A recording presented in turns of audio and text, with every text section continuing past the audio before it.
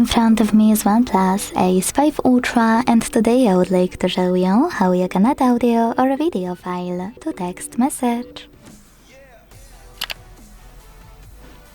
Begin by launching Messages app and selecting or creating a chat.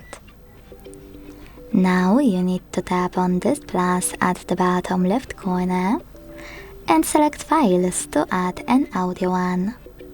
To find it, look in one of those apps, hit Audio at the top, or select those three lines at the top left corner to pick one of those sources.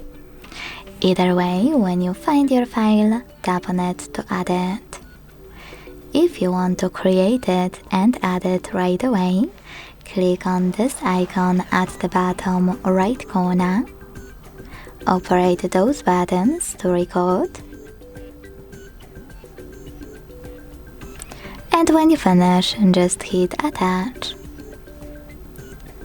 To add a video file, use this icon of a camera and the photo, also at the bottom right corner. Click on any video you wish to add, or if you can't find it, scroll down and hit Folders to find it here. Then tap on it to attach it and hit Done at the bottom right corner. Swipe up and send it.